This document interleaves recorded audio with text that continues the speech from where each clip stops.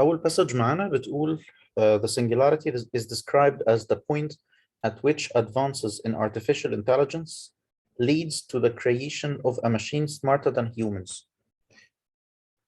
طيب تعالوا نشوف احنا بندور هنا على verb. Who can answer this one and explain it?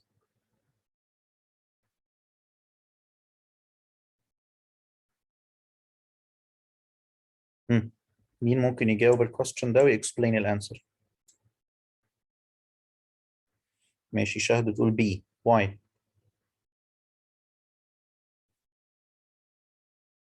ده درس ايه؟ verb tense. تمام، اوكي. السبجكت بتاعي هنا فين؟ singularity يعني بغض النظر. ماشي، اوكي. يبقى singularity ده السبجكت is described the verb as the point at which advances in artificial intelligence. طيب بصوا معايا، السبجكت ده singular كويس، بس انا محتاج اتاكد هل السبجكت ده هو اللي جاي معاه الفيرب leads ولا لا. فهكمل as the point at which، من اول هنا هيبتدي clause. الكلاوز دي فيها subject وفيها verb. السبجكت فين؟ advances. تمام، يبقى في عندي subject جديد اهو. in artificial intelligence دي هتبقى ايه؟ prepositional phrase هنشيلها. يبقى advances دي plural، هيجي معاها verb plural. so the answer is، طبعا مش هينفع leads عشان دي singular، ومش هينفع will lead لان احنا ما بنتكلمش في الفيوتشر. هيتبقى لي lead و are leading. طبعا are leading برضو it doesn't really work لان احنا بنتكلم في ال present simple. so the answer is B. تمام، يبقى انا لما ببتدي الاناليسيس بتاع السنتنس ببتدي من الاول، مش اول سبجكت بيجي قدامي بقول عليه هو السبجكت اللي هيجي مع الفيرب. لا، لازم اكمل، لان انا عندي هنا في كلاوز تانية بدأت، فهيبقى فيها سبجكت وهيجي فيها بعد كده فيرب تاني غير السبجكت والفيرب الاولانيين. فهمناها؟ تمام كده. طيب ايوه.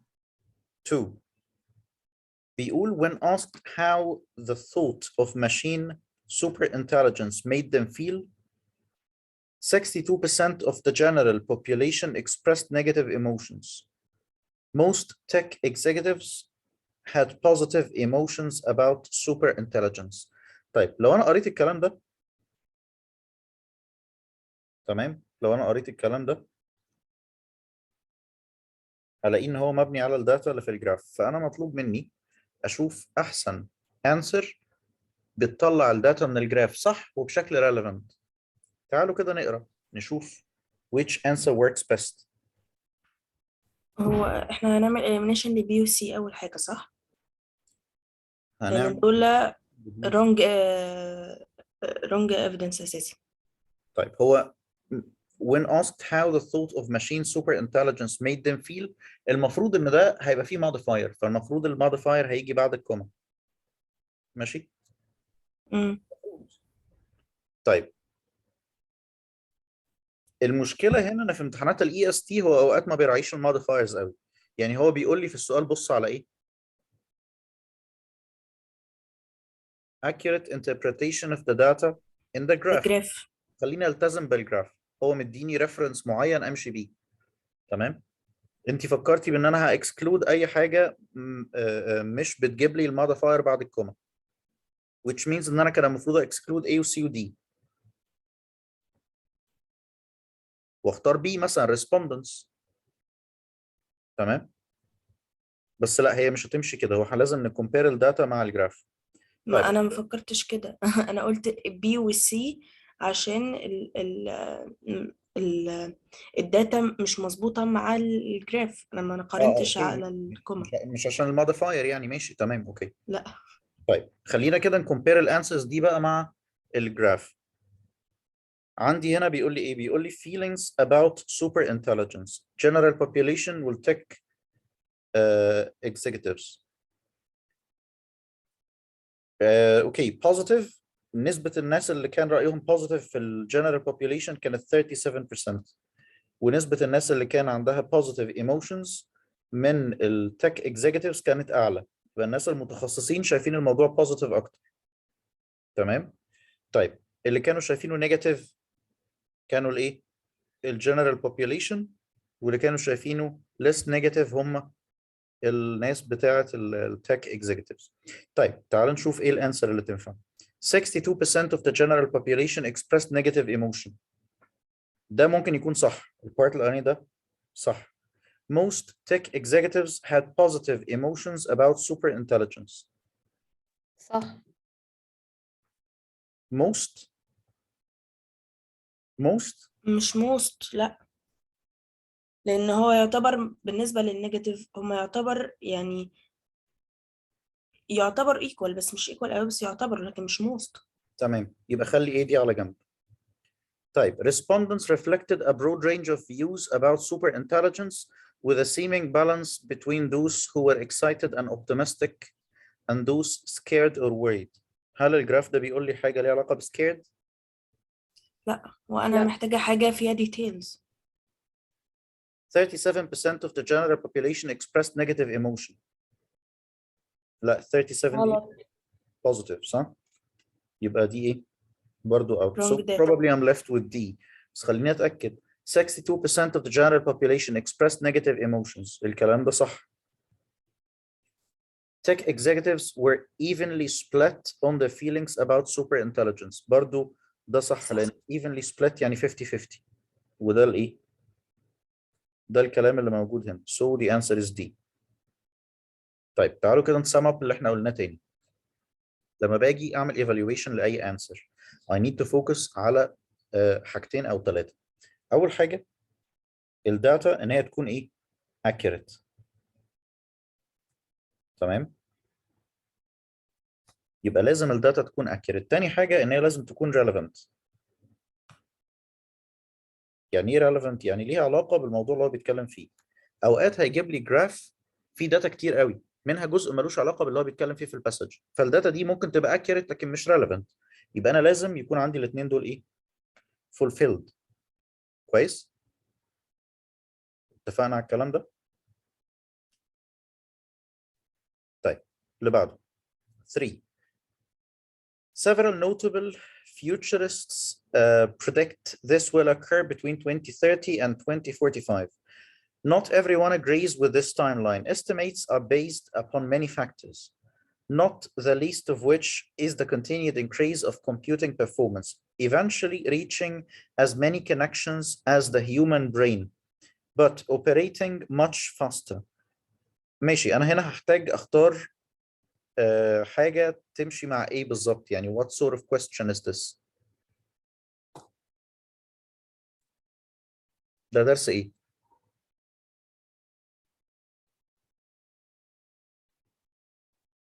tenses. tenses؟ لا، عشان ده مش tense مثلا، ده infinitive. وعندي A مش tense برضه، ده participle. صح؟ يبقى أنا بدور على حاجة تاني. ده ممكن يكون درس إيه؟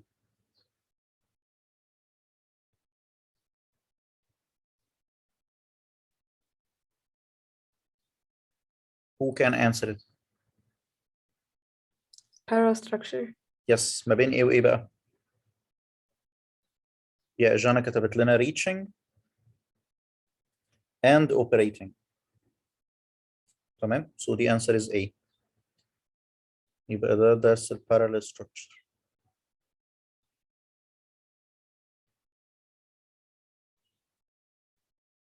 تمام؟ في أي مشكلة so far؟ No. طيب 4. بيقول هنا these experts believe that superintelligence will then be developed within the following 30 years, pushing the date to somewhere between 2070 and 2110, with the singularity understood an AI-enabled machine will have achieved cognitive abilities beyond that of most gifted human minds.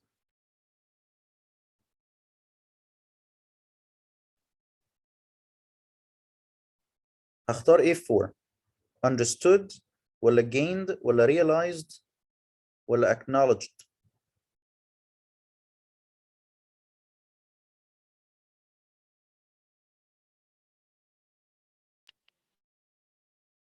I chose acknowledged.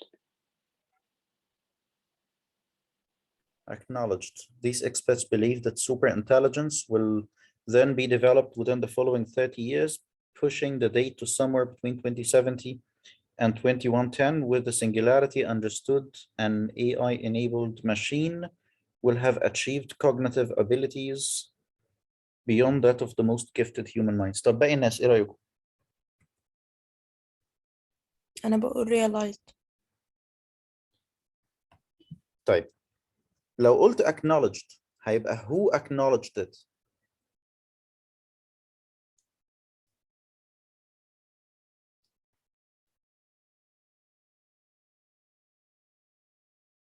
by whom؟ هيبقى باين ايه باين ايه المقصود بان هي acknowledged؟ probably لا. تمام. so acknowledged لا. gained by whom برضو مش باين. understood by whom؟ هي realized هي اللي هتنفع. realized هنا جايب معنى achieved fulfilled. تمام ان الحاجه دي اتحققت it happened. realized هنا بمعنى happened. I don't get it.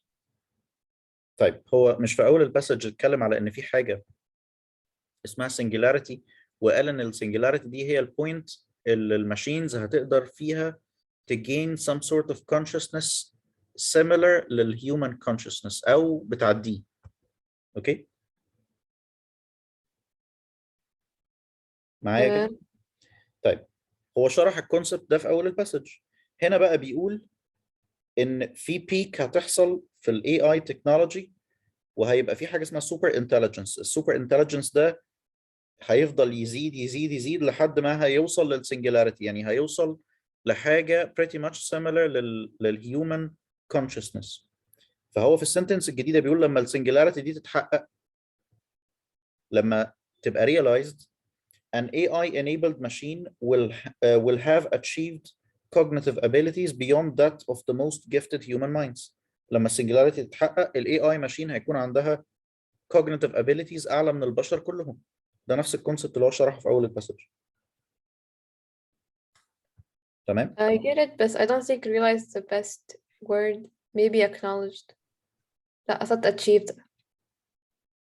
لا, it means achieved. When with the singularity achieved, an AI enabled machine will do this and that. هي مش هيجي فيها اي معنى تاني. gained هنا gained by whom؟ يعني who will gain it. acknowledged by whom برضو هو بيتكلم على حاجة لما تحصل في المستقبل هيكون الماشينز عندها abilities أعلى من الهيومنز. تمام. فاطمة فهمتيها كده؟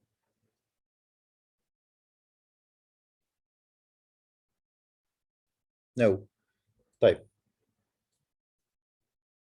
دلوقتي عندنا حاجة اسمها artificial intelligence. اوكي according للكلام بتاع الساينتستس هما بيقولوا ان المفروض ان الاي اي بتاع الماشينز هيفضل يديفلوب. احنا هنفضل نعمل ماشينز كومبلكس اكتر مع الوقت لحد ما هنوصل لنقطة معينة، هنوصل لليفل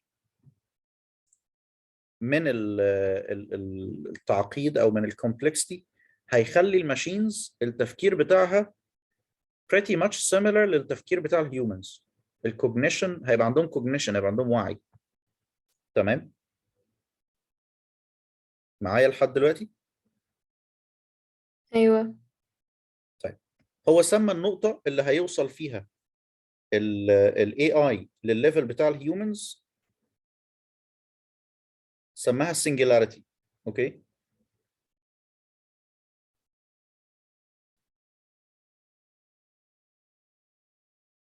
طيب هل النقطة دي احنا وصلنا لها؟ هل احنا وصلنا للسنجلاريتي دي ولا لسه؟ لا. طيب هم قالوا ده ممكن يحصل امتى؟ according لللاينز دي هم قالوا ان ده ممكن يحصل ما بين كام؟ 2070 و 2110 صح؟ هم الاكسبكتيشنز بتاعتهم ان ده يحصل ما بين 2070 و 2110. يعني ده لسه في الفيوتشر right؟ كويس؟ تمام. طيب هو بيقول لما نوصل للنقطة دي، لما السنجلاريتي دي تتحقق، يعني لما نوصل لليرز اللي هو متكلم عليه هنا دي، ساعتها ايه اللي هيحصل؟ AI enabled machine will have achieved cognitive abilities beyond that of the most gifted human minds. لما ده يتحقق الماشينز هيكون عندها cognitive abilities اعلى من اللي عند الايه؟ the most gifted human minds. ساعتها الماشينز هتكون عدتنا في السكيلز بتاعتها. فهمتوا الكلام ده؟ Yes. تمام. طيب تعالوا نشوف 5. بيقول with the singularity understood، او خلاص احنا خليناها realized، an AI enabled machine will have achieved cognitive abilities. طيب هل انا بتكلم على حاجه في الفيوتشر ولا في البريزنت ولا في الباست؟ Future. future. طيب يبقى انا مش هاخد has achieved لان دي present perfect، ومش هاخد achieves لان ده present. هيتبقى لي will achieve و will have achieved.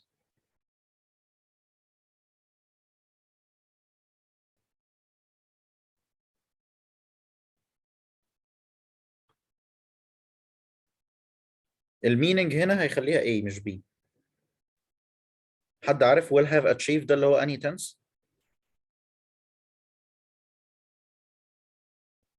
future perfect. yeah future perfect. طب ده بنستخدمه امتى؟ When an event happens before another event. yes. طيب تعالوا كده نشرح الحتة دي. لو انا مثلا مستني حد من اصحابي يجي لي بكره، اوكي، فقلت له ايه when you arrive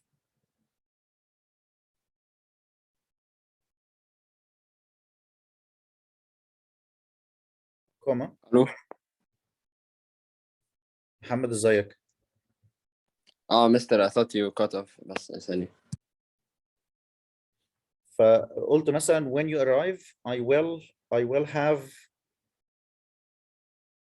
finished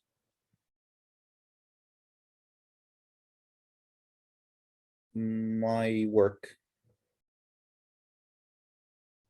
تمام. when you arrive I will have finished my work. ده معناه ايه؟ ان الكلام ده كله هيحصل امتى؟ ان when you arrive دي امتى برضو؟ future صح؟ I will have finished my work ده برضو امتى؟ في الفيوتشر. Future. طيب ايه الفرق بين الاثنين؟ ان في اكشن هتحصل قبل الثانيه. الاثنين في الفيوتشر لكن واحده هتحصل قبل الثانيه. لو ده التايم لاين وهو كده متحرك ناحيه الفيوتشر،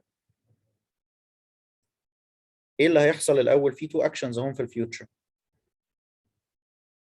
قبل ما صاحبي يوصل هكون انا خلصت الشغل، يبقى finish دي هتحصل الاول، finish the work. وايه اللي هيحصل بعدها؟ my friend will arrive. اوكي، يبقى الفيوتشر بيرفكت بستخدمه لما يكون عندي تو اكشنز هيحصلوا في الفيوتشر، واحده هتحصل قبل الثانيه. اللي هتحصل الاول دي هتبقى في الايه؟ future perfect. اوكي، واللي هتحصل بعدها هتبقى في الايه؟ present simple. فهمتوها ولا لسه؟ Understood. طيب فاطمه بتقولي لسه مش فاهمه ليه اخترنا فوق هنا realized. كلمه realized هنا مش جايه بمعنى to realize something يعني يفهم حاجه، لكن جايه بمعنى when this something happens، when this thing happens. تمام. فبيقول with the singularity achieved، مش يعني realized هنا جايه بمعنى achieved an AI enabled machine will do كذا. يبقى لما نوصل للسنجلاريتي هتكون الماشينز قدرت ان هي يبقى عندها consciousness او cognitive skills اعلى من الهيومنز.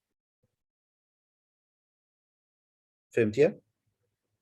هو مش سؤال لوجيك، هو سؤال meaning.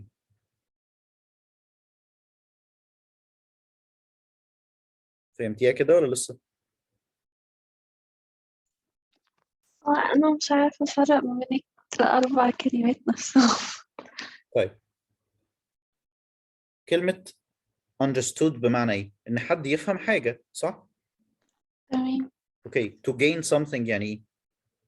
أكسب. لا come again.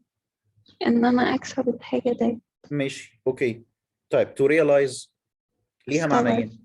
لا ده مش معناها خالص بقى هنا. realized هنا بمعنى to become real. تمام. to become real يعني حاجة تتحقق تبقى حقيقية.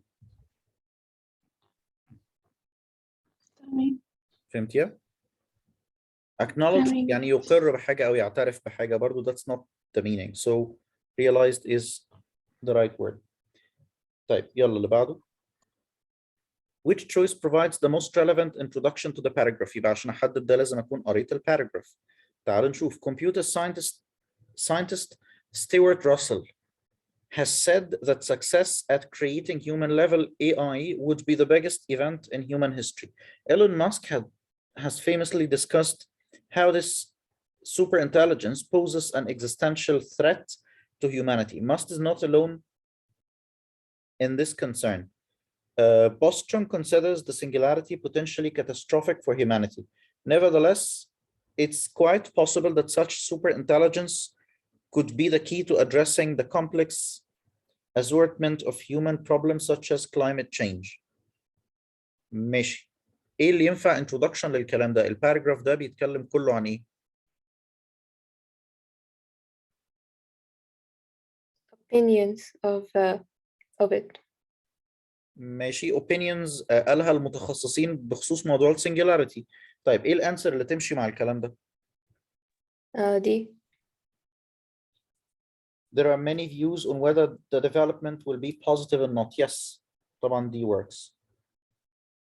ان هو بيقول لي اراء كتير منهم ناس شايفه الموضوع positive وناس شايفه الموضوع negative.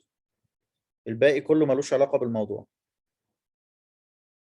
ليه ايه ما تنفعش مثلا؟ لان مش كل الناس قالت اراء positive. في ناس قالت اراء negative، يبقى ايه ما تنفعش. Tech executives believe the positive from AI will overweight or outweigh the negative. برضو ده out. لان الباراجراف مش بيتكلم على ان البوزيتيف هيكون اكتر من النيجاتيف. ما عنديش حاجه قالت كده. هو قال دول وقال دول لكن ما قالش انهي هيكون اعلى. ما حدش قال البوزيتيف افكت هيكون اكبر من النيجاتيف افكت او العكس. The majority in both groups see positive benefits from AI across all industries. مين هم both groups اصلا؟ ما فيش. 7. طيب 7 بيقول the writer is considering inserting the sentence at this point in the passage. السنتنس بتقول many scientists feel threatened by technology. هل يحط الكلام ده هنا ولا لا؟ Should he add it or not? yes. طيب تعالوا نقرا قبلها ونقرا بعدها. قبلها بيقول ايه؟ Elon Musk had famously discussed how this super intelligence poses an existential threat to humanity. Musk alone is not in this concern. Bostrom considers the singularity potentially catastrophic for humanity. يبقى هو قبلها وبعدها بيتكلم على ان الموضوع اصلا ايه؟ catastrophic. right? طيب هل الكلام ده لو انا ضفته هيضيف حاجه جديده؟ ولا هيبقى بيكرر نفس الكلام من غير ما يقول اي معلومه جديده؟ Many scientists feel threatened by technology. هل كده قال حاجه جديده؟ قال حاجه ليها لازمه؟ no. No, it's just a redundancy. الكلام ده متكرر على الفاضي. طيب yes because it is related to the idea that precedes it. هي related بس هو بيقول نفس الحاجه. ملهاش لازمة يعني it didn't add to the meaning. The sentence that follows shows that Bostrom is threatened by AI. ماشي that's true بس برضو السنتنس دي ما بتقولش حاجة جديدة. It doesn't add any information. لا بتprove حاجة ولا بتdeny حاجة. هي بتكرر نفس الكلام بالظبط. No, it is irrelevant because the paragraph only talks about a few scientists. برضو لا هي مش irrelevant هي relevant لكن redundant. No, it repeats the general idea from the previous sentence. Yes. هي كل اللي عملته انها كررت الكلام. So ملهاش لازمة. Answer question 8 بيقول nevertheless it's quite possible that such superintelligence could be the key to addressing the complex assortment of human problems such as climate change. هل هنا المفروض احط it's اللي هي possessive ولا it is؟ It is. It is. So the answer is C. C. لحد هنا الدنيا كويسة ولا في مشكلة؟ Some difficulty شوية بس going well for now. طيب 9. On a more optimistic note, futurist Ray Kurzweil acknowledges that there will be a few bumps along the way, but that ultimately superintelligence would allow for an alliance between man and machine.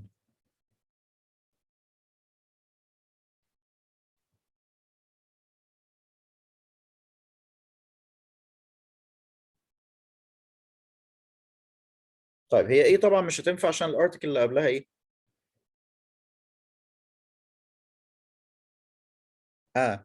صح؟ مش هو لو هيجي alliance كان يجي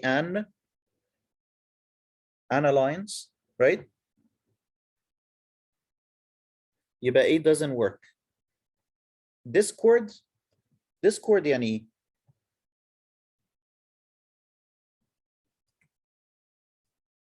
What's the Like meaning? It's like inconsistency.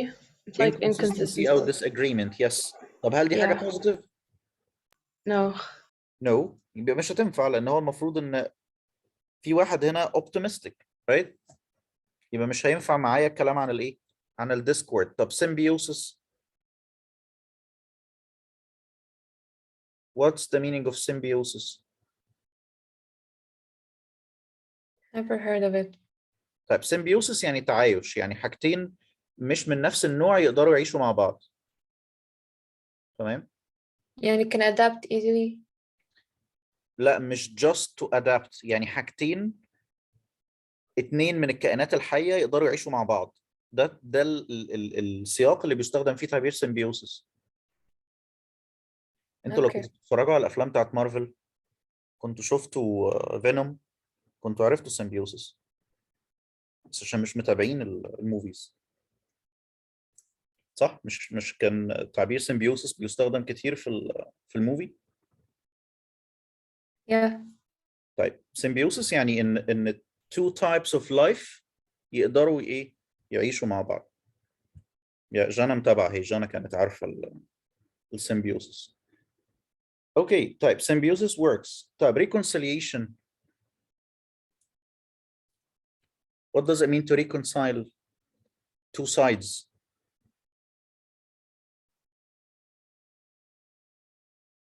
Bringing them together. Yeah. ان هو يصالح طرفين مع بعض مثلا او يخليهم اوكي مع بعض. الاحسن هنا كلمه symbiosis، يعني ان السوبر انتليجنس هيبقى موجود وفي نفس الوقت الهيومنز هيبقوا موجودين، محدش هيدستروي التاني. So symbiosis is the answer. طبعا ده vocab question سخيف جدا لان لو حد ما عداش عليه الكلمه مش هيعرف يجيبها. طيب alliance يعني ايه بقى؟ alliance يعني ان الطرفين يبقوا on the same side. تمام؟ يبقوا allies، يبقوا friends say. So would have alliance worked if before it came an? لو كان عندي an كانت alliance ممكن تمشي. Okay. لكن المشكلة هنا في الارتكل. تمام؟ 10.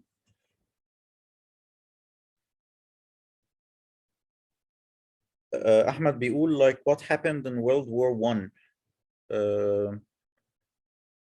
yeah okay لما الدول عملت alliance مع بعض. yeah That works. As a result, survey respondents believe the singularity will be achieved much sooner than are the experts. ده درس ايه بقى؟ comparison. Comparison. Comparisons. هو بيcompare ايه بايه؟ Object ولا action؟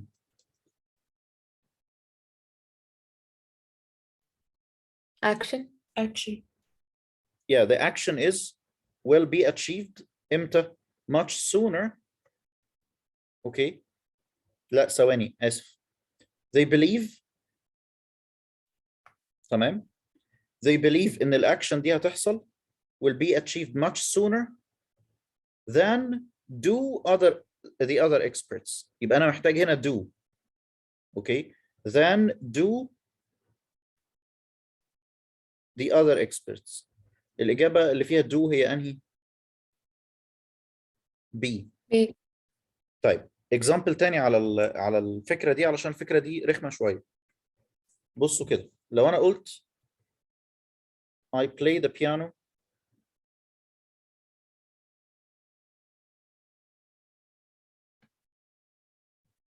better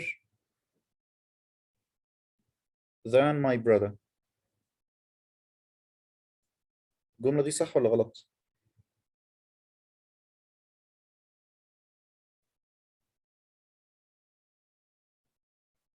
غلط. ليه؟ لان انا بقارن لعبي بالبيانو مع اخويا اساسا، مش مع اللعب باخويا. تمام يبقى أنا المفروض الفوكس عندي هنا أو الكومباريزن هنا على ليفل الإيه؟ الأكشن صح؟ So it should be I played the piano better than my brother does. يبقى المفروض أنا أضيف هنا في الآخر إيه؟ does better than my brother does. تمام؟ طب ما ينفعش اقول that إزاي؟ better than that؟ لا مش هتنفع لأن ذات هتبقى بترفير لحاجة لأوبشن لآسف object، لكن هنا أنت بتتكلمي على أكشن فلازم يكون قدامها أكشن تانية. فdoes هنا بترفير لإيه؟ does هنا بترفير لبلاي. تمام؟ فهمناها؟ ماشي. يلا 11 هنحل 2 passages واديكوا بريك عشان عارف انتوا هتفصلوا مني. بيقول views on whether this will be a positive development are quite split. About half of tech executives hold a positive view, while just over a third of the general population expressed positive views. السؤال ده عايز ايه بقى؟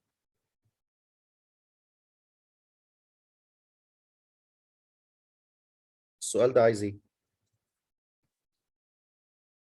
Right punctuation. punctuation. عشان اختلاف السيمي كولن والكوما وفي وايل. ماشي. طيب الجملة الأولى about half of tech executives hold a positive view while هنا جايب معنى contradiction صح؟ while هنا جايب معنى contradiction يبقى كان المفروض يجي قبلها ايه؟ كوما. تمام؟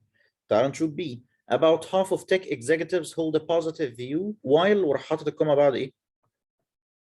بعد while دي كده out. About half of tech executives hold a positive view semicolon while دي هتعمل لي subordinate clause مش هينفع تبقى مفصولة لوحدها كده. المنطقي ان يجي قبلها كوما مش semicolon ودي هي اللي جابت الكوما. So the answer is D. كويس؟ تمام كده؟ Easy. ماشي. طيب تعالوا نشوف التاني. Marketing executives in television work with a relatively stable advertising medium. Most television ads still feature actors, still run 30 or 60 seconds, and still show a product. طيب هنا طبعا في مشكلة في البنكتويشن، حد شايفها؟ Add a colon and a comma. خلينا في ايه طيب؟ ايه المشكلة اللي في ايه؟ Yes, that's what I said. The colon will comma. Yeah, okay. They're together. الكولن ماشي، الكولن والكوما اللي قبل and. طيب most television ads still feature actors still run 30 or 60 seconds and still show. طبعا هو مكرر هنا ايه؟ مكرر still بس punctuation I think it's okay. في مشكلة في B؟ في مشكلة في It's B a هو parallel structure. yeah parallel structure فيها 3 parts. الأولاني كوما التاني كوما and التالت. اوكي على الرغم ان هو مكرر still من غير داعي قوي يعني بس ماشي. B works so far. تعالوا نكمل. Most television ads still feature actors still runs 30 to 60 seconds and still طبعا شال البنكتويشن خالص منهم so out. Most television ads still feature actors وراح حاطط semicolon بوظ الليست. So the answer is B. اللي بعده. To make this paragraph most logical. Yes. Can I ask a question? أكيد. So, if there is an independent clause and a dependent clause, can you put between them a semicolon ولا يكون غلط؟ ما بين independent with dependent. أيوة. طيب تعالي نفكر فيها. دلوقتي لو أنا عندي independent أهي وعندي dependent تمام. الديبندنت دي ينفع تبقى موجودة لوحدها؟ لا. يبقى لازم تكون متوصلة بالإيه؟ independent. تمام. ما ينفعش هنا لا فول ستوب ولا سيمي كولون يجوا ما بين الاثنين. اوكي. يبقى دول كده غلط لأن دول هيفصلوا الاثنين عن بعض. ممكن يجي كوما ما بينهم وممكن يجي كولون لو في explanation وممكن ما يجيش حاجة خالص.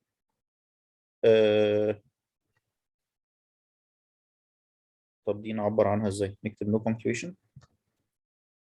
طبعا امتى ممكن ما يجيش punctuation خالص؟ لو الثانية دي subordinate clause يعني مثلا زي I studied hard.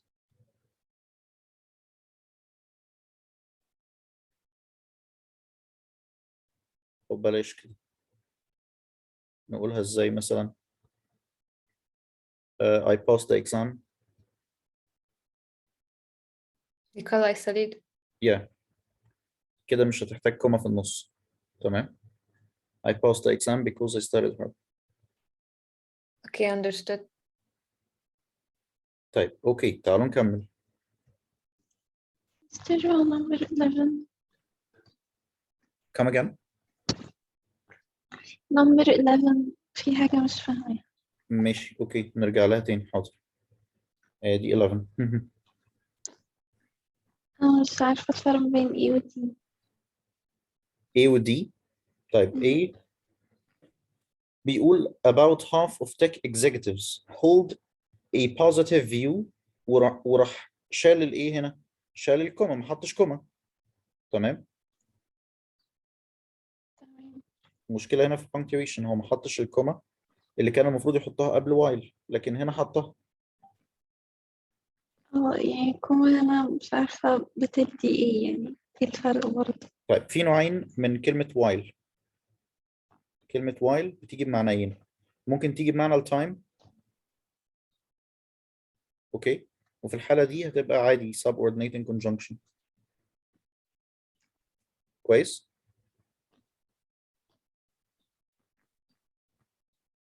example مثلا لو أنا قلت إيه I studied while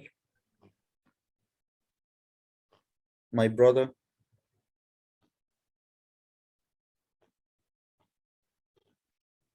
مثلا watched a movie.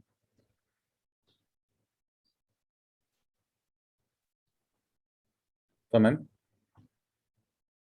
كده هي جايب معنى ايه؟ أنا كنت بعمل حاجة while my brother كان بيعمل حاجة. حلو يبقى هنا جايب معنى التايم right؟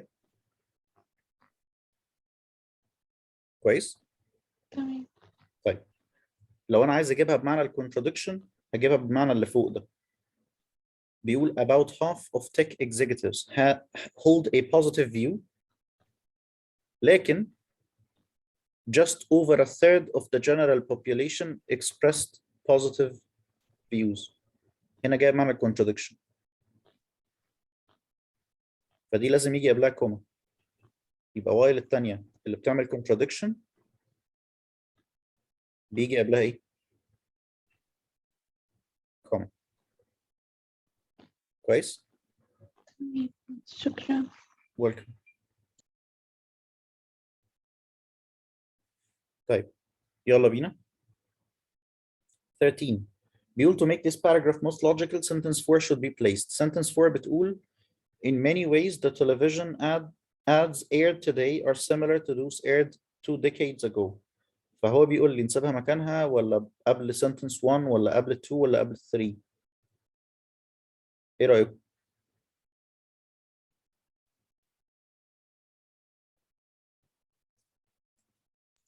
هنوديها before فين؟ sentence 2. ليه before 2؟ هي دي المشكلة. مش عارفة. أنا And I بحسها didn't get كده this فوق. question. طيب هو بيقول ايه في sentence 2 most television ads still feature actors still run 30 or 60 seconds and still show a product. يبقى هو هنا بيبين السيميلاريتيز ما بين ايه وايه. الادز اللي موجوده دلوقتي عشان كده بيستخدم still، تمام، والادز اللي كانت موجوده زمان، فهو عايز يقول ان في سيميلاريتي ما بين الاثنين، right؟ الاعلانات لسه بيظهر فيها actors، لسه مدتها ما بين 30 and 60 seconds، ولسه بيكون فيها product. كويس؟ السنتنس دي طبعا سنتنس 4 بتريليت للفكره دي، عشان كده لازم تيجي قبلها، هي الانترودكشن بتاعتها. فهمتوها؟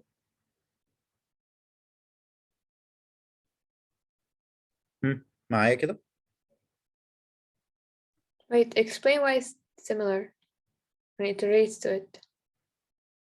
لا قولي تاني السؤال. Explain why it relates to it. طيب بصي معايا تاني على السنتنس 2. sentence 2 بتقول ايه؟ most television ads still feature actors، يبقى لسه بيظهر فيهم actors مدتهم من 30 ثانية لدقيقة، ولسه بيكون فيهم ايه؟ product.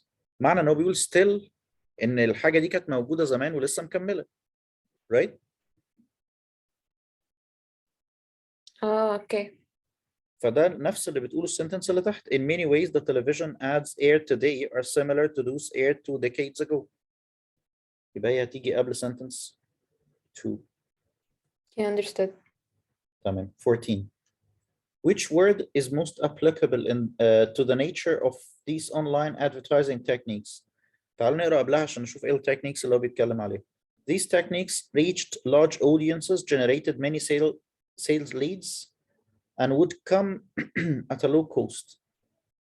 However, a small number of internet users began to consider these advertising techniques unobtrusive and irksome. طيب ايه اللي ممكن يكون مناسب في وصف التكنيكس دي؟ خلينا نكمل عشان نشوف الكلام عنهم positive ولا negative. Yet, because marketing strategies relying heavily on banners and pop-ups produced results, companies invested growing amounts of money into purchasing these ad types in hopes to capturing market shares in the burgeoning online economy. طيب ايه اللي ممكن يمشي مع الستراتيجيز اللي هو اتكلم عليها؟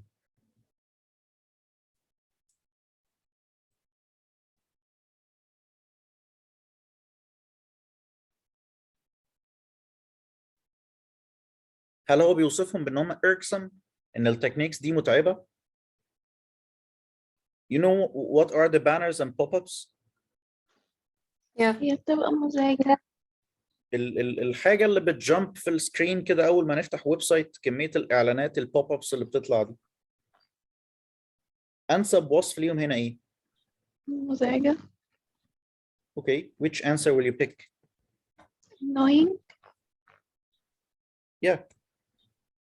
Intrusive and annoying. يبقى هو كل الفكرة اللي أنا فهمت هو بيتكلم على إيه هعرف أجاوب.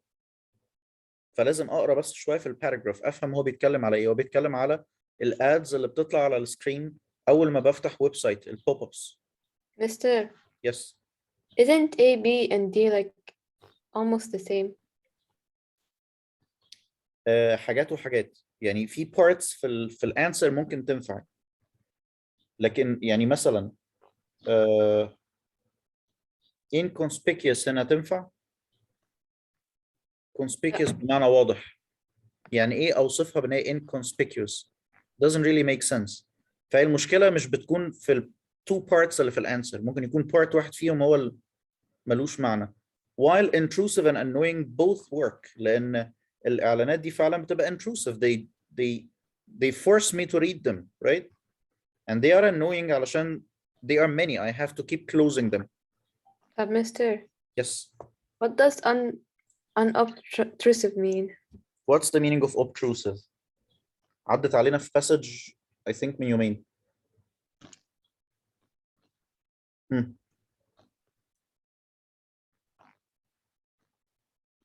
حد حاسة فاكرها؟ ليها علاقة بالعناد. ماشي. يس ان حد يكون شويه عنيد في التصرفات بتاعته. اوكي. طيب الاوبوزيت بتاع unobtrusive؟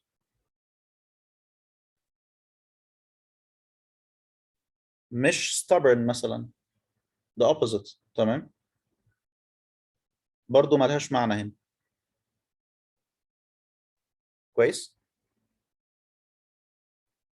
So in like EST tests, you need to know a lot of vocab.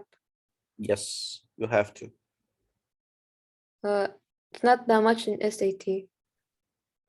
اوقات بيجيب حاجات زي كده، بس ال EST شويه الفوكاب بتاعه اتقل يعني.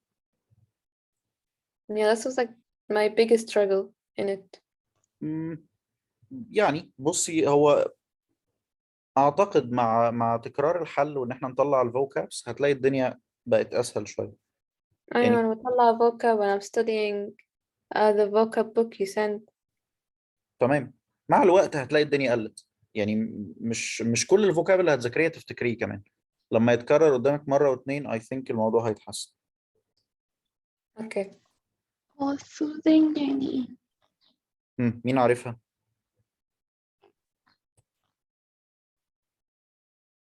Who can Like answer that one? Yeah, comforting.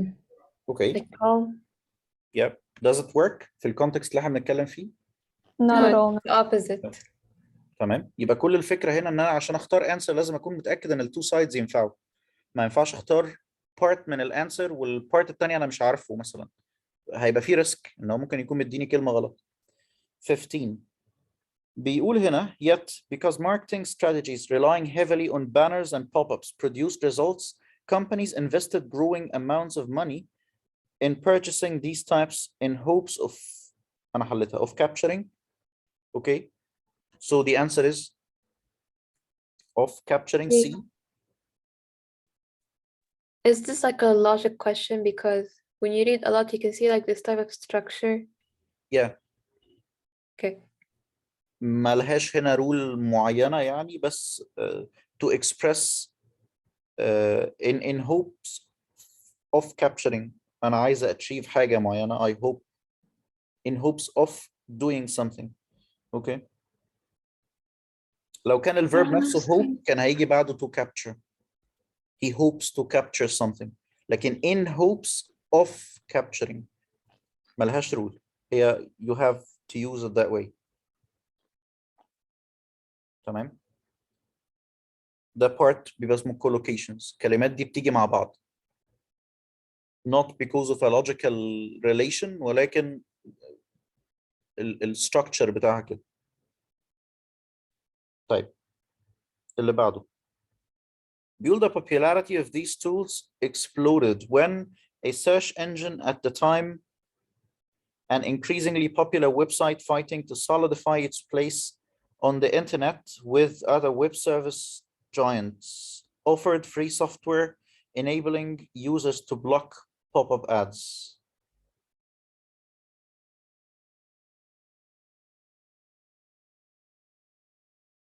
ده درس ايه بقى؟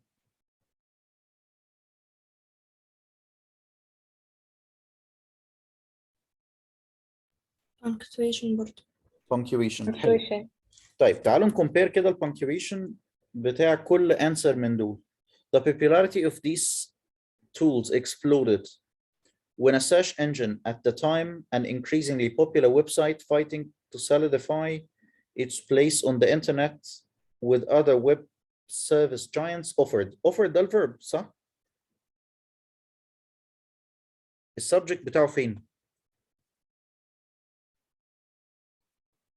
search engine search engine. engine search engine اوكي المفروض يعني according للانسر دي هو كده فصل السبجكت عن الverb ايه؟ بكوما الكوما اللي هنا دي المفروض and there's the السبجكت comma missing in the beginning. تمام في search engine اللي هو السبجكت وفي تحت الverb ومفصولين بكوما يبقى ايه out. طب تعال نشوف اللي بعده. The popularity of these tools exploded when a search engine وبعد كده حط كوما وقال at the time an increasingly popular website fighting to solidify its place on the internet with other web service giants وحط كوما تانية يبقى طلع اللي في النص non essential وبعد كده جه الverb يبقى كده وصل السبجكت والverb يبقى That دي works. تنفع. C a search engine ما حطش punctuation هنا وكمل عادي خالص وشال الكوما اللي في الآخر كمان فكده الموديفاير اللي في النص ده صعب الجملة قوي يعني صعب فهم الجملة جدا. كان الأنسب إن هو يطلع الجزء ده non essential عشان يوصل السبجكت بالverb لكن كده هو الجملة بقت very complex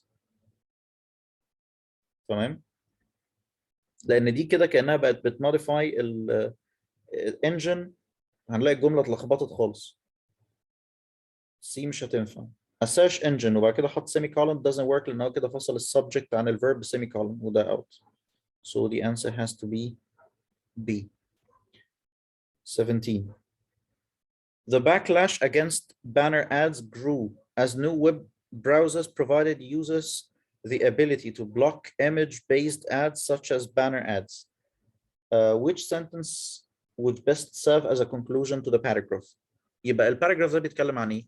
على ان اول ما التكنولوجي بتاعت الكمبيوتر ظهرت والناس ابتدت تستخدم الانترنت عملوا طريقه للماركتنج كانت مبنيه على فكره البوب ابس والبانرز وده يعني ضايق الناس جدا بدرجه كبيره وبعد كده ظهرت ابلكيشنز وبراوزرز تقدر تعمل بلوك للبوب ابس وده تقريبا اثر كتير على الاندستري بتاعت الماركتنج فبقى المفروض الناس تحاول تعمل حاجه ايه ادفانسد اكتر وما تكونش annoying زي فكره البوب ابس.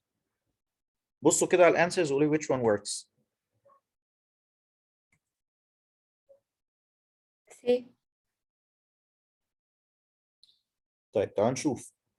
Pop-up ads will one day become extinct as internet users discover their drawbacks. That's not the focus of the passage. The pace of the internet's evolution is increasing and will increase in the future. Irrelevant, ملوش علاقة بالماركتينج. Although banner and pop-up ads still exist, they are far less prominent than during the early days of the internet. Yeah, C works إن هو النوع ده من الماركتينج ابتدى يقل لأن الناس بقى عندها طريقة تعمل له بلوك. Banner and pop-up ads will not face drawbacks due to the different approach to online marketing. لا ده مش حقيقي لأن already أصلا هو يتكلم عن الناس شايفاهم بشكل نيجاتيف وإن هم annoying وإن هم إيه intrusive. طيب 18 هنا عايزني أوصل two sentences ببعض تعالوا نقراهم. بيقول banner or pop-up ads required companies to pay every time a website visitor saw an ad. Pay-per-click ads allowed companies to pay only when an interested customer clicked on an ad. يبقى هو هنا ابتدى يتكلم على نوع من التشينج اللي ابتدى يحصل في الماركتينج بوليسي. زمان كان كل ما حد يشوف اعلان الشركه صاحبه الاعلان بتدفع. دلوقتي بقى الموضوع بيزد على الايه؟ على الكليك. لما حد يدوس على الاعلان الشركه تدفع الفلوس. تمام؟ A major development in online marketing came with the introduction of pay-per-click ads. وبعد كده شرح الموضوع. طيب تعالوا نشوف how to connect these sentences. Unlike banner or pop-up ads, which originally required companies to pay every time a website visitor saw an ad, pay-per-click ads allowed companies to pay only when an interested potential customer clicked on an ad. Does this work? في أي مشكلة في الستراكشر ده؟ Which one did you read, A or B? أنا قريت A. I think it's okay. Yeah, it's fine. Unlike banner pop-up ads, وبعد كده حط non-essential اللي هي which originally required companies to pay every time a website visitors saw an ad. Pay-per-click allowed companies to pay only when an interested potential customer clicked on an ad. A works. تمام. طبعا B غلط علشان هو حاطط however هنا non-essential. احنا ما بنستخدمش however كده. نستخدم however وبيجي قبلها ايه؟ semicolon.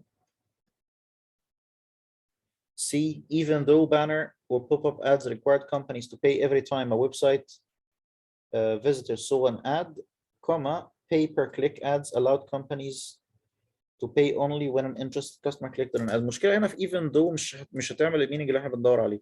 احنا عايزين حاجة فيها contradiction فيها contrast مش contradiction. So C برضو مش أحسن حاجة. What's the كان المفروض difference فيها كوما between طبعا. them? كان المفروض فيها كوما. الكوما اللي هنا ناقصة. Mister, لا حطها. Yes, come again. what's the difference between contradiction and contradictor? Contradiction وcontrast. بص yeah, صح, sorry. الكونتراديكشن يعني مثلا I studied بس ايه اللي حصل؟ I failed. تمام؟ I studied but I failed. ده كده contradiction. كويس؟ الكونتراست بيكون فيه comparison. الكونتراست فيه comparison. يعني ايه؟ يعني مثلا انا بقارن حاجتين ببعض عشان ابين ان في ما بينهم difference. اوكي؟ فلو قلت مثلا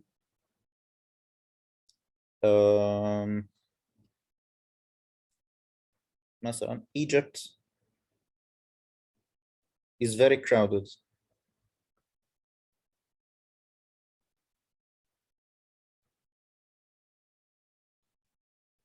تمام؟ وجيت بعد كده عملت contrast وقلت مثلا on the other hand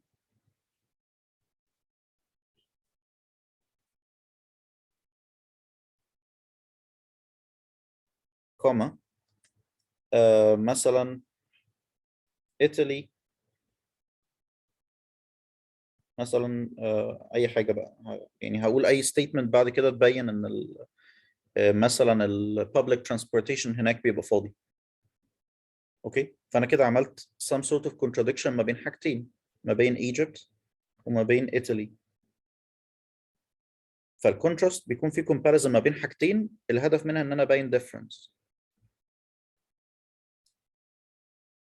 تمام؟ لكن الكونتراديكشن لا. الكونتراديكشن ان في اكشن حصلت وكان في اوتكم معين expected منها وحصل عكسه. انا ذاكرت لكن ما نجحتش.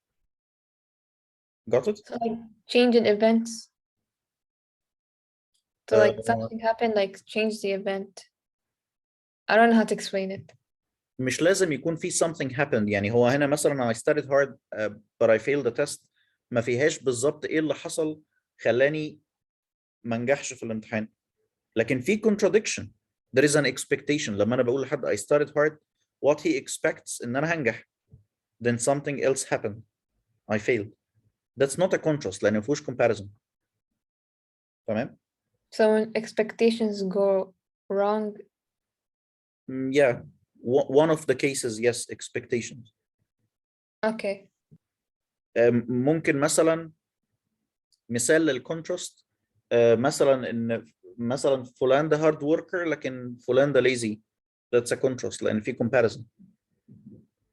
Got it? Yes. تمام. Okay. Okay, 19. Which word would be better suited for the context? تعالوا كده نقرا الكونتكست. بيقول more importantly, however, these ads dodged the pop-up and banner blockers. عايزين حاجة بمعنى ان النوع ده من الادز ما كانش الاد بلوكر بيعرف يعمل له بلوك. بيتفادى.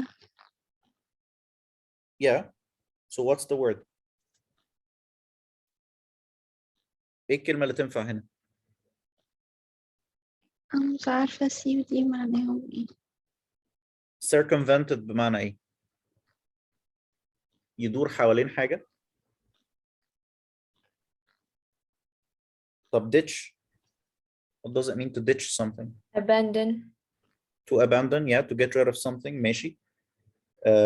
مش هتنفع هنا في الكونتكست ده. احنا عايزين حاجة بتقول ان الادز دي كانت بتقدر يعني تتجنب او تتفادى الايه؟ البلوكرز. I guess dodged works. Yeah. احسنهم طبعا dodged. تمام. Mister, Yes. can we get the break now? Can we get the break now? طيب. Because I need to do something. ماشي، ما عنديش مشكلة. اوكي. احنا هنرجع تاني من البريك، هنفكر في 19 تاني. Let's make sure بس ان احنا مختارين حاجة صح. Let's think it over. اوكي طيب take a break. خدوا قد ايه؟ نقول Can you make it 6 minutes? يا اوكي مفيش مشكلة. take 7 minutes. ارجعوا لي 6:57. اوكي. يلا be back on time.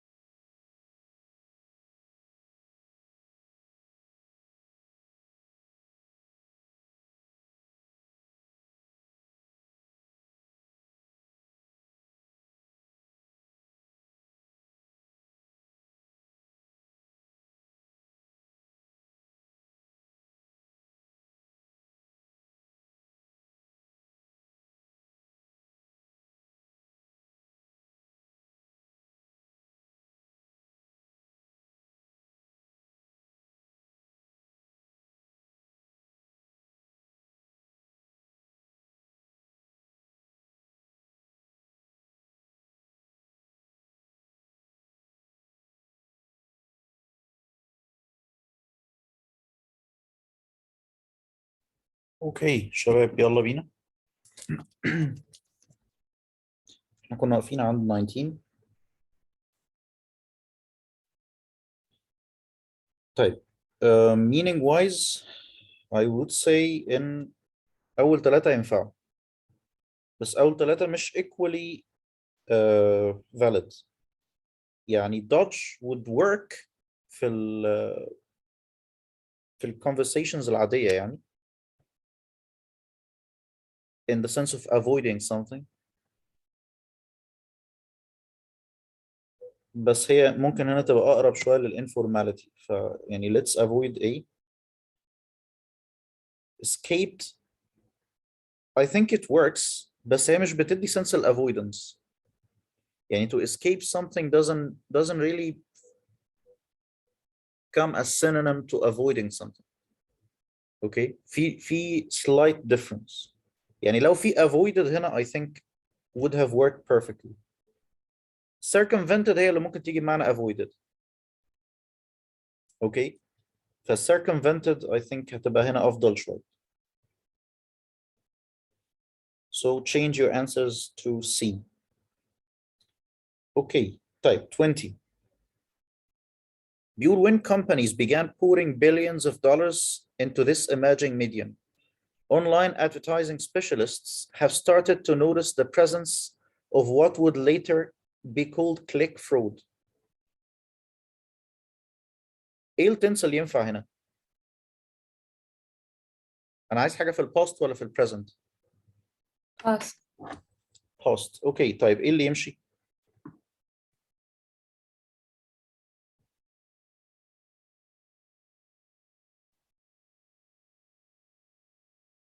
Had started. طيب تعالوا نكسكلود الحاجات اللي ما تنفعش. ايه ما تنفعش وبي ما تنفعش. هيتبقى لي سي ودي started ولا had started. امتى هختار had started؟ Is perfect past. لو في two actions واحده حصلت قبل الثانيه صح؟ Yeah, I think that's what's happening right now in the sentence. Not sure.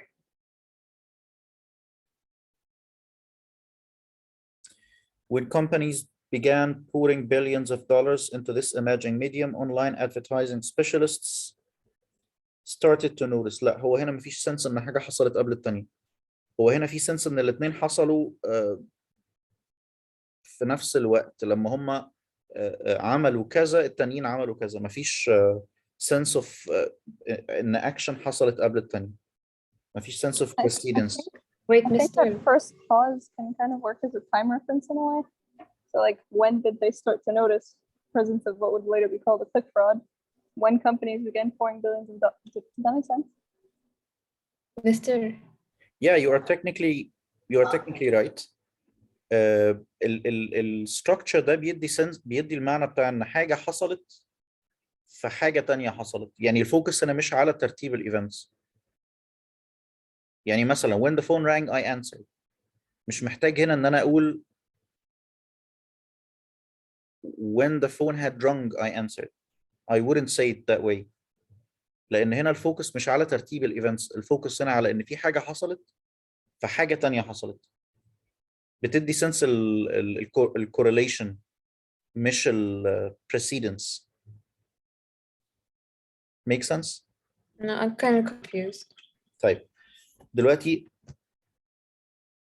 خلينا متفقين على ان الجرامر بيدينا possibilities كتير. اوكي يعني الجرامر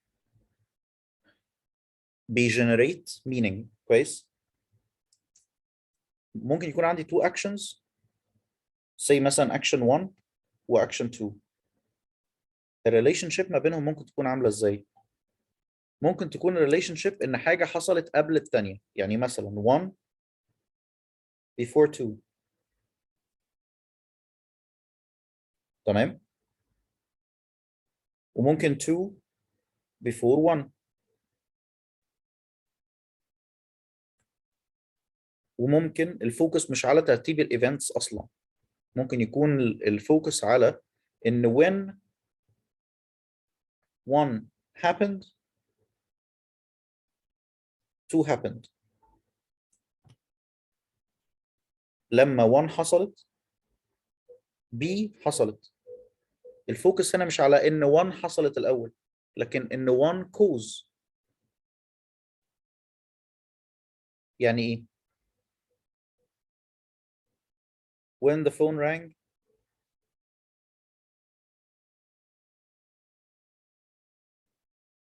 I answered. هل الفوكس هنا على ان في اكشن حصلت قبل الثانيه؟ No, it's No. something happened, then another thing happened. Yeah. الفوكس هنا مش على الترتيب الزمني، الفوكس هنا على ان في حاجه حصلت. the phone rang so I answered. correlation. It's a correlation مش sequence of events. مش زي مثلا when the phone rang I had already finished my homework. كده المعنى مختلف، كده دي جملة تانية. when the phone rang I had already finished my homework معناها ان لما التليفون رن كان في حاجة already خلصت. السنس هنا في ال two sentences مختلف خالص. Got it? Yeah, it's more clear now. Okay. So the answer is C. 21. Click fraud grew so rapidly that marketers sought to diversify their online positions away from pay-per-click marketing through new mediums. طيب ده درس ايه؟ البارت الاولاني من الانسرز كل واحد الاختلافات فين بقى؟ Click fraud grew so rapidly that marketers sought to diversify their online positions away from pay-per-click marketing. هنا هو جابها ب so that. ماشي؟ طيب الثانية click fraud grew rapidly that marketers sought to diversify. الثالثة لحد هنا مفيش اختلاف في البنكتويشن. انتوا معايا كده؟ مفيش اختلاف في البنكتويشن ما بين A و B. الاختلاف فين؟ grew so rapidly that. الثالثة click fraud grew so rapidly, comma that. والرابعة click fraud grew so rapidly وشال that. so that بيجوا مع بعض. so و that هيجوا دايما مع بعض ومش محتاج افصلهم عن بعض بأي كوما. So the answer is A. A. Example تاني. The test was so hard that nobody got the full mark. فاهمينها كده بمعنى ايه؟ The test was so hard that هنا جايب معنى to the point that nobody got the full mark. فطبعا الباقيين هنا غلط علشان في حاجات شال منها that وحاجات شال منها الكوم. 22.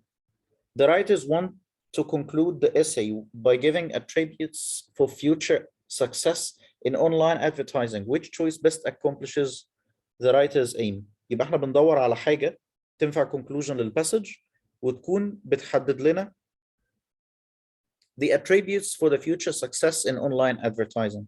يلا بصوا كده بصة سريعة وقولوا لي.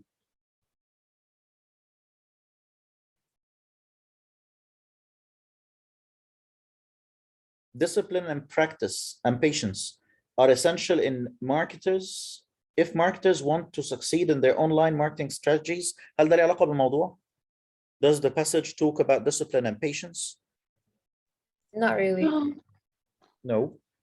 As the pace of the internet's evolution increases, it seems that it's more likely that advertising successfully on the internet will require a strategy that shuns constancy and embraces change. Yeah, that works.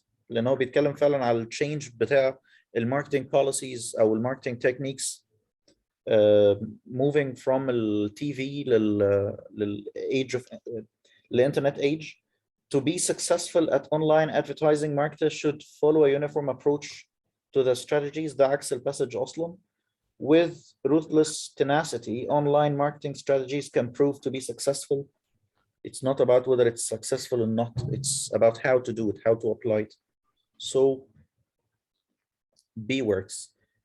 Esther, Yes. what does it mean when you say like something like uniform something? Uniform Like يعني uniform طريقة approach. موحدة كلهم يشتغلوا بيها. تكنيك Like, واحد. can you repeat again here? طيب كلمة uniform يعني حاجة موحدة، يعني حاجة مشتركة ما بينهم كلهم يشتغلوا بنفس الطريقة. So like يقولوا the same technique. general يعني يعني إيه؟ general. يعني say common method of doing something, common way of doing something. يمشوا Okay. بنفس الطريقة. Kind of Okay. unchanging. Come again? Unchanging. Like it just stays the same. To be successful at online advertising marketers should follow a uniform approach. لا ما اعتقدش ان هي ليها علاقة ب unchanging هنا، اعتقد هي ليها علاقة بان هم to follow the same strict way. لان المينينج اللي ليها علاقة بفكرة lack of change ممكن يكون دي tenacity. لكن يونيفورم مقصود بيه ان هم يوحدوا الميثود، يشتغلوا بنفس التكنيك. مستر لو سمحت ممكن حضرتك توضح الأوثر عايز ايه في السؤال الاوثر عشان عايز ايه؟ طيب هو السؤال ده بيقول لي احنا عايزين conclusion هنا للباسج. اوكي تمام. والكونكلوجن دي توضح الحاجات اللي ممكن تخلي الاونلاين ادفرتايزنج ينجح based on اللي احنا قريناه في الباسج. الباسج بتتكلم عن ايه؟ عن ازاي التكنيكس بتاعت الماركتنج اتطورت من ايام الماركتنج على التي في للماركتنج through the internet، صح؟ مش هو اول حاجه قالها في الباسج ان من 30 سنه ولحد النهارده الاعلانات بتاعت التي في زي نفس الشكل، مفيش فيه اختلاف. لكن لما جيت اتكلم على الانترنت قال لنا ان التطور بتاع الادفرتايزنج على الانترنت سريع جدا، فابتدينا نتحرك من فكره البوب ابس والبانرز لفكره البيبر فيو وبعد كده البيبر كليك، رايت؟ بس فهو بيتكلم على ان الكي فور سكسس هو to be able to come up with something new طول الوقت. اوكي ثانك يو.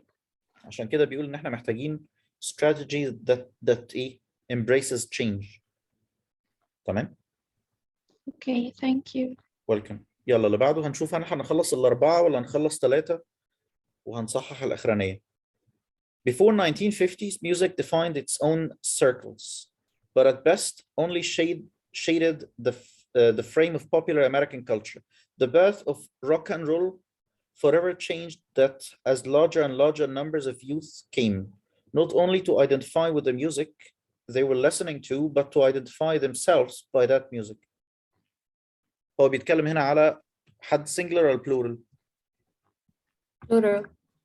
Plural. So I'm going to exclude دول طبعا out, their selves out. So the answer is themselves. تمام. 24. We use pop songs to create for ourselves a particular sort of self-definition, a particular place in society. The pleasure that pop music produces is a pleasure of identification. In responding to a song, we are drawn into affective alliances with the performers and with the performers' other fans. طيب هقول ايه بقى؟ effective ولا effective ولا dull ولا impersonal ولا effective؟ طبعا في اجابات ممكن نشيلها، يعني ممكن نشيل ايه مثلا؟ إيه؟ dull و impersonal، right؟ dull و impersonal دول ممكن نشيلهم، right؟ طيب what's the meaning of effective؟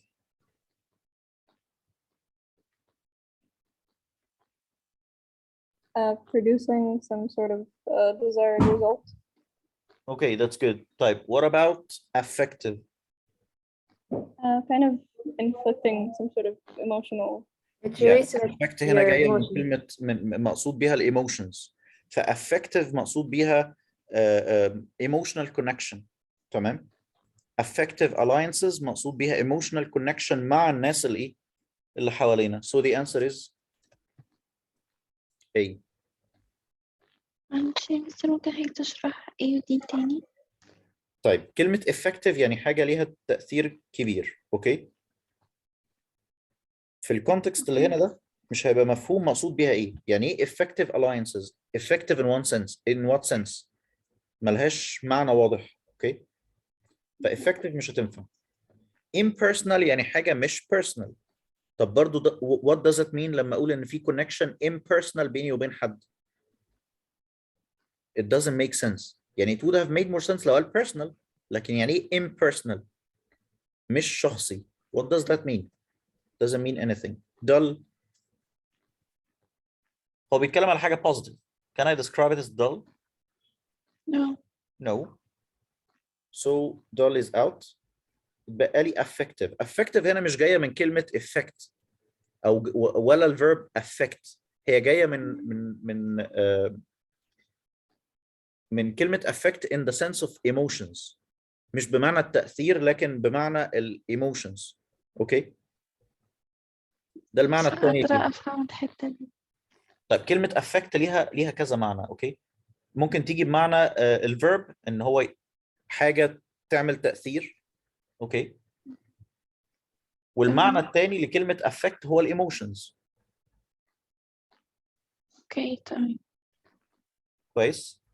لما بتيجي noun بتيجي بمعنى الايموشنز. وجت منها كلمة affection. right. affection بمعنى ايه؟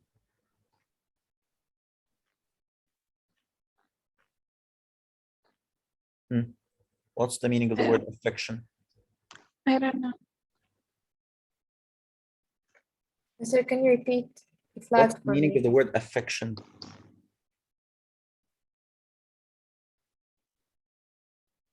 It's like showing like comfortness, showing like love, like a gentle. Showing emotions. Yeah.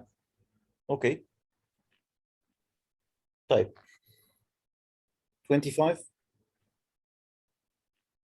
This music, like sports, is clearly a setting in which people directly experience community, feel an immediate bond with other people, and articulate a collective pride. الكلام هنا ليه علاقة بإيه؟ في list صح؟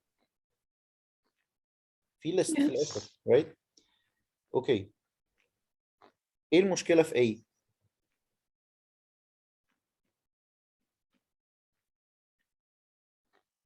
إن الجزء بتاع لايك سبورت ده كان محتاج يطلع إيه؟ non essential. الليست نفسها كويسة مفيش فيها مشكلة. directly experience, feel and articulate. فالليست ما فيهاش مشكلة. المشكلة فين؟ like sport دي كان محتاجة تطلع non essential. طب B this music like sports طلعها non essential اهي. is clearly a setting in which people directly experience community, comma, feel, comma, and articulate. So B works. تمام. So far so good. Yeah. 26. Going low. At the same time, because of its qualities of abstractness, pop music is an individualizing form. Songs have a looseness of reference that makes them immediately accessible. They're open to appropriation for personal use. المفروض تبقى they are مش their. مش هتبدأ هنا possessive. هتبقى they are open to appropriation. So the answer is C. طيب اللي بعده 27. This interplay between personal absorption into music and the sense that it is nevertheless something public is what makes music so important in the cultural placing of the individual. Colin, music also gives us a way of managing the relationship among. طبعا هو باين هنا ان في حاجة messed up في punctuation. الكولن دي طبعا probably هتتغير. طيب تعالوا نمشي كده مع B. بيقول this interplay between personal absorption into music and the sense that it is nevertheless something public is what makes music so important. ايه رأيكم في الكومة اللي قبل is دي؟ المفروض تبقى موجودة ولا تتشال؟ It's weird. طيب خلينا نكمل الانسر دي للآخر. In the what makes music so important in the cultural placing of the individual, comma music also gives. طبعا هنا في comma splice. تمام؟ يبقى المشكلة هنا جت في الآخر. طيب تاني this interplay between personal absorption into music and the sense that it is something public is what gives music. الكومة دي مكانها غريب. الكومة دي غلط.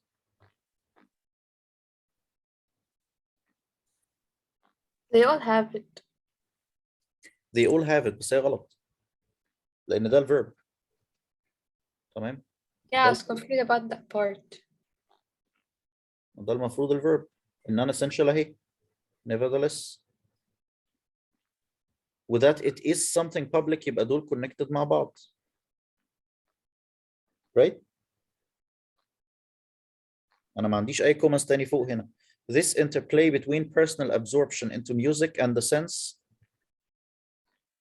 that it is something public is what makes music كذا. الكومة دي لازم تتشال اللي قبل is. في كل الانسرز الكومة دي غلط. يبقى هي المشكلة في حاجة تانية. المشكلة غالبا تحت بقى. يعني خلاص احنا كده مش هنعرف eliminate الانسرز based on that comma. Before music. هنستيك للكومة اللي قبل music. يس. تمام. هنا هو حاطط كولن دي ملاش لازمة. وكوما دي هتعمل لي كوما سبلايس والفول ستوب دي هيبقى اتنين اندبندنت منهم فول ستوب فدي هتنفع. وهنا هيبقى run on. ف the answer is C. 28. بيقول music also gives a way of managing the relationship among our public and private emotional lives. ايه اللي بستخدمه مع البلورال لما اكون عايز اقول حاجة ما بين حاجات كتير؟ among. طب لو هما اتنين بس؟ Between. طيب. So which one will I pick here? D. Yeah. عشان هو قال حاجتين اللي هما ايه؟ public and private emotional lives. تمام؟ لكن لو هو كان اتكلم على حاجة plural يعني لو كان اللي جاي هنا مش اتنين مش public و private كانوا حاجات كتير كنت هقول ايه؟ among. لكن ما بين اتنين بس هقول between. تمام؟ تمام.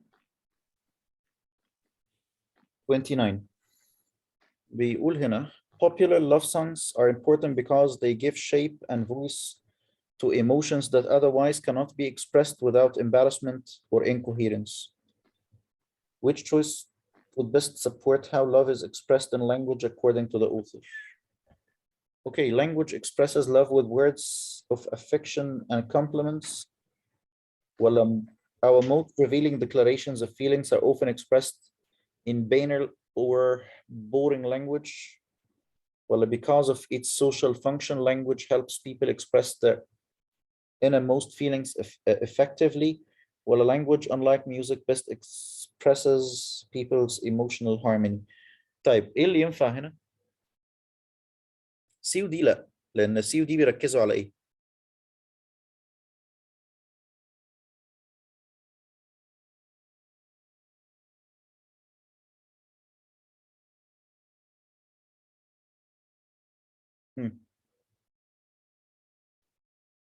سي ودي بيركزوا على ايه؟ It's literally like the opposite of what he said in the passage. Like he said the music was like better to express emotions and language wasn't. Like a lot of people don't know how to express themselves while using normal language with using normal language, everyday language, without feeling a little bit ashamed or whatever, insecure, I guess, or embarrassed. Yeah. Yeah. اوكي يبقى هو في البارت الاولاني هنا بيقول لي popular love songs are important ليه؟ Because they give shape and voice to emotions that otherwise cannot be expressed without embarrassment or incoherence. يبقى من غير الميوزك اي كلام هيتقال هيبقى في embarrassment او في incoherence. That's why people express themselves through music, right? فسي ودي مش هينفعوا because they talk positively about language. هو المفروض ان هو عايز يقول العكس، هو عايز يقول ان الميوزك هي اللي بتخلي ما فيش embarrassment او incoherence، لكن اللانجوج العادية هيبقى فيها problems. ايه اللي ينفع بقى؟ الانسر الوحيدة اللي نيجاتيف هنا هي ايه؟ B. B. فهو بيعمل كونتراست هنا ما بين ميوزك وما بين اللانجوج العادية. Can you repeat 28 please? 28 اوكي. طيب انا عندي two prepositions بستخدمهم واستخداماتهم مختلفة شوية. اوكي.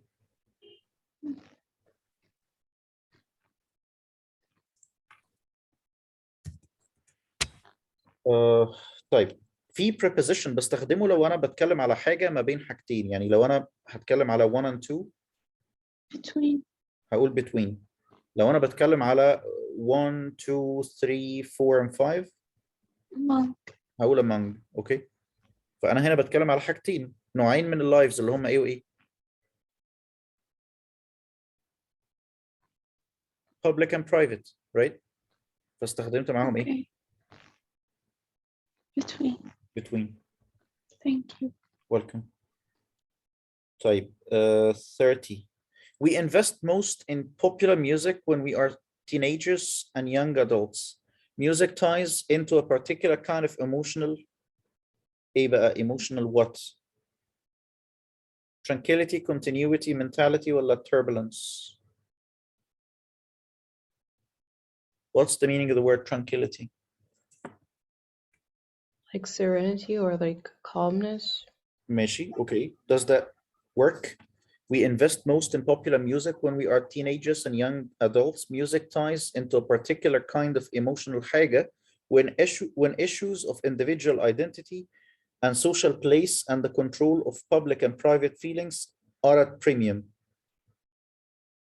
I think turbulence. ماشي. يبقى احنا بنقرب من الميوزك اكتر لما يكون السيتويشن مش هادي، لما يكون في turbulence ليه علاقة بايه بقى؟ بالانديفيدوال ايدنتيتي والسوشيال بليس والايه؟ control of public and private feelings. يبقى انا بستخدم الميوزك مش في الاوقات الهادية ولكن في الاوقات اللي فيها some sort of challenge، لما يكون في حاجة بتحرك الايموشنز بتاعتي. So the answer is turbulence. Yes. الأسئلة اللي ليها علاقة بالفوكاب في الاي اس تي اغلب الوقت بتكون ليها علاقة بالcontext. يعني you can't answer it without understanding the context really well. تمام. Youth is experienced as an intense presence through an ايه بقى? For time to pass and a regret that it's doing so. ايه الكلمة اللي تنفع هنا؟ هو عايز يقول ان الناس في السن بتاع اليوث بيبقوا مستعجلين ان الوقت يعدي. They can't wait for it to pass. Patience. Impatience. So the answer is B. هو بيلخبطنا هنا في الكلمات، الحروف بتاعتها متشابهة شوية، السبيلنج بتاعها متشابه.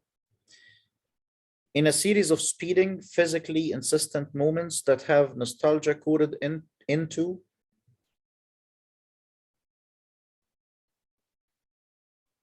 ايه؟ Moments that have nostalgia coded into them. تمام. 33. Which of the following would be most effective conclusion to the essay؟ يبقى انا بدور على حاجه تنفع conclusion. طبعا في الباسج هو بيتكلم على music as a language that is used to express emotions. تعالوا نبص كده على 33 ونشوف ايه الانسر اللي ممكن تعمل conclusion كويسة للباسج. Music is something we can possess and make into our own as a means of locating ourselves in a larger social environment. No, مش هو ده اللي هو قاله، هو اتكلم عنها أكتر باعتبارها وسيلة تعبير. Right? Music gives us a way of managing the relationship between our public and private emotional lives. لأ. The social functions of popular music are in the creation of identity, the management of feelings, and organization of time. That kind of works. Music emphasizes the feeling of time because it helps in the social organization of youth. لا. The answer is C. تمام، لأن هو اتكلم على creation of identity واتكلم على management of feelings واتكلم على organization of time في آخر paragraph. So the answer is C. طيب هبعت لكم الانسرز بتاعت passage 4. All you just need to do is to correct الباسج الاخرانيه وتبعتوا لي السكورات بتاعتكم عشان اسجلها عندي. ديل؟ ممكن حضرتك تبعت الانسر كي كله عشان ما كنتش بصحح من الاول. ماشي مفيش مشكله، هبعته كله على الواتساب، وبكره هيبقى عندنا امتحان ريدنج كامل. So please be on time عشان هنبدا 5 sharp. اوكي؟ تمام. اوكي، راجعوا تاني الرولز، بصوا تاني على التوبكس، لو في اي حاجه مش فاهمينها ممكن نشتغل عليها. التست ده كان سخيف شويه، الليفل بتاعه اعلى من باقي الامتحانات بتاعه الاي اس تي، فعادي لو لقيتوا السكورات نزلت سنه اتس فاين. هو مش اظرف حاجه التست ده. اول كام امتحان كانوا تقال شويه، وبعد كده الدنيا ابتدت تبقى ستريت فورورد اكتر لان المستيكس قلت. So don't worry about the scores. اهم حاجه بس نرجع نبص على المستيكس ونشوف لو في اي رولز واقعه مننا نراجعها، وطبعا fill in الويكلي بلان وابعتوها لي عشان برضه ابقى متابع معاكم. ديل؟ اوكي. I'm so sorry خدت منكم نص ساعه زياده. يا شهد فاهم. الفوكاب تقيل شويه في الاي اس تي. كان في حد بيقول حاجه come again. I think everything is all right. اوكي. طبعا بالنسبه لك don't worry about the score خالص يا هايا. اوكي. Yeah. احنا بس بنجرب يعني. Alright. احنا بنبراكتس طبعا، فايه it's fine. Don't bother with the score خالص. Okay guys, I'll see you tomorrow at 5. Please be on time عشان نبدأ على طول التست الساعة 5. Thank you. Have a good day. Thank you, Thank Mr. you. You too. Thank you. Bye. Bye. I miss Bye.